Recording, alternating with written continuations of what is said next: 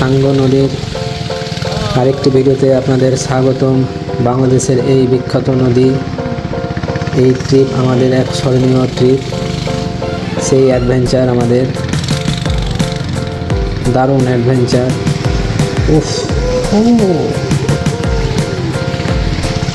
দুই দিক ধরতে হচ্ছে, নাহলে পড়ে যাওয়ার সম্ভাবনা, কারণ জলের স্রোত খুবই।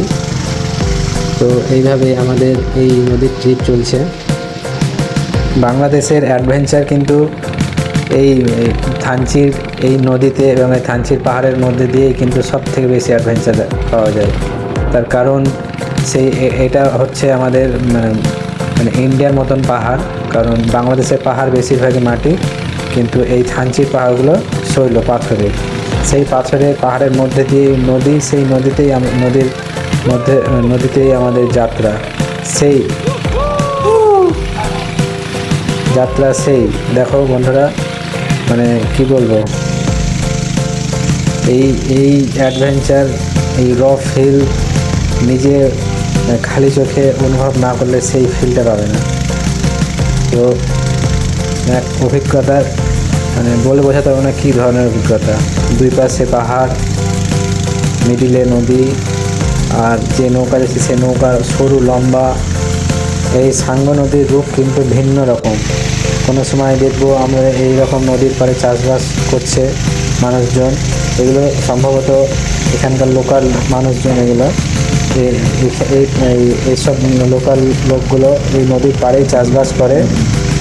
আর যেমন সময় সময় দেখতে পাবো আমরা এই ধরনের পাড়, মনে হবে যে না আমরা কোনো সুন্দরবনের পাশ দিয়ে যাচ্ছি, আবার কোনো সময় মনে হবে না আমরা কোনো লোকাল এলাকার মধ্যে পাশ দিয়ে যাচ্ছি। কিন্তু এই ভিন্ন ধরনের অ্যাডভেঞ্চার এই সাঙ্গো নদীতেই পাওয়া যায়। বাংলাদেশের শুধু এই সাঙ্গো নদীতেই এই মিশ্র অভিজ্ঞতা আমাদের মেলে। যেমন দেখো, এটা একটা ঘাট বলা যেতে পারে। এখানে তোমার আশেপাশে হয়তো গ্রাম আছে, সেই গ্রামের মানুষজন এই ঘাট থেকে বাজার যায় বা এখানকার ফসল বাজারে বিক্রি করে আসে। আবার দেখো কি অভিজ্ঞতা, সেই এই সামনে ছোট সরু লম্বা নৌকা দিয়ে যাত্রা, দারুণ। তার উপরে এই দাদার সেলফি পয়েন্ট, হ্যাঁ আমরা ভিডিও নিচ্ছি।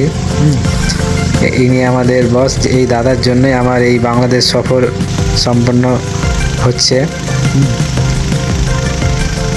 দেখো সামনে পাহাড়, দুই পাশে গাছপালা, মধ্যেখানে নদী, তারই মধ্যে আমাদের যাত্রা, দারুণ অভিজ্ঞতা। এই যে নদীতে যে পাশে দেখছো না, এগুলো কি বলো তো, নৌকা, মানে এলাকার হয়তো কিছু গাছ ফাছ নিয়ে যাচ্ছে।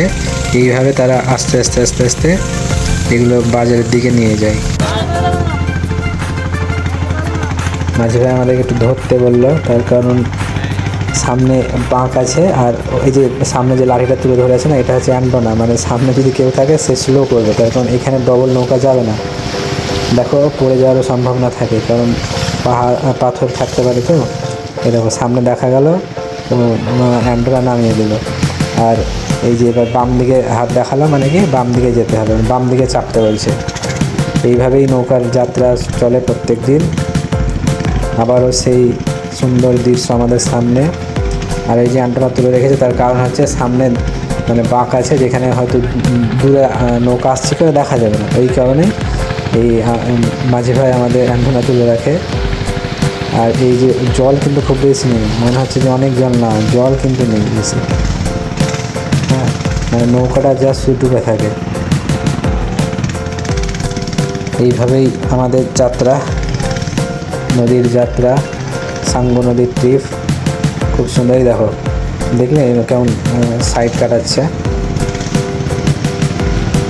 এই দৃশ্য একমাত্র যারা গেছে তারাই বুঝতে পারবে।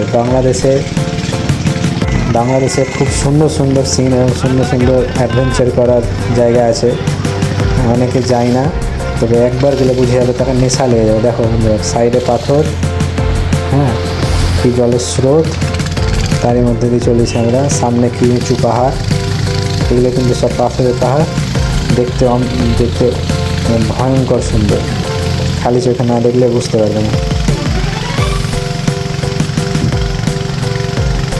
চলো মাঝি ভাই আমাদের সামনে অ্যান্টেনা ধরে বসে আছে। ওটাই ওদের সিগন্যাল। নৌকার তো আর হর্ন থাকে না, ওই লাঠির সাহায্যে দূরবর্তী কাউকে ওটা বোঝানো হয় যে হ্যাঁ আমরা সামনে একটা নৌকা আসছে। তো এই যে জলের স্রোত, দারুণ অভিজ্ঞতা, কারণ এখানে না আসলে বুঝতে পারবে না বন্ধু। তো এইভাবেই চলছে আমাদের সাঙ্গো নদীর নৌকার ট্রিপ।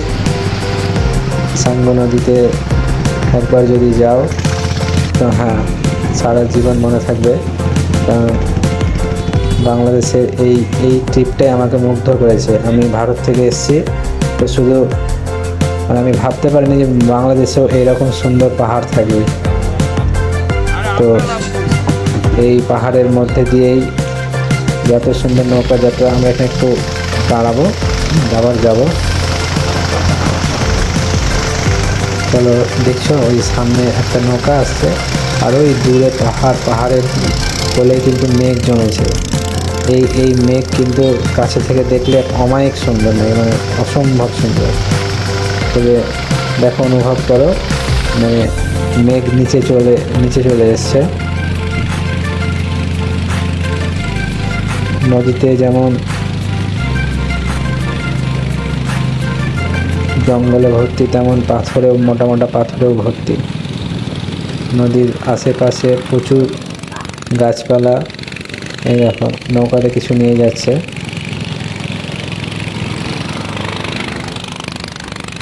আর একটা কিছু নিয়ে যাচ্ছে, গাছ বা কিছু হবে, যাই হোক। স্রোত দেখো, কারণ সামনে পাহাড়ের দিক থেকে নদী বয়ে আসছে, তো কলা নিয়ে যাচ্ছে, তো ওই কারণে জলটা উপর থেকে নিচে আসছে। এই কারণে বেগ লাগছে, আর জলটা মানে ছিটকে পড়ছে আমাদের উপর। অসম্ভব সুন্দর, খালি চোখে না দেখলে এই অনুভব করা যায় না। খুব সুন্দর একটা অভিজ্ঞতা আমার। বাংলাদেশের রাইড আমার সম্পূর্ণ হয়েছে শুধু এই নদীর রাইডের জন্যই। এই নদীর রাইডটা যদি না পেতাম, বাংলাদেশের এই মানে রাইডটা মন ভরতো না, কারণ আমরা পাহাড় প্রেমী, তো পাহাড়ের সাথে সাথে নদীর এক মিশ্রণ অনুভূতি, খুব সুন্দর।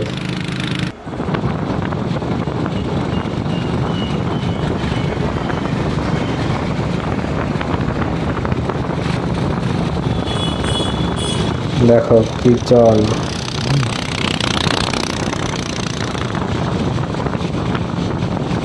সামনে দেখো পাহাড়ের কোলে মেঘ জমেছে।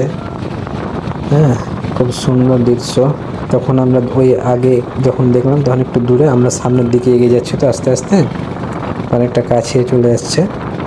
তো এই ভিডিওতে এখানেই শেষ করে ভিডিওটা, পরে আবারও দেখা হচ্ছে এই সাঙ্গো নদীর আর একটা সুন্দর ভিডিওতে। চল।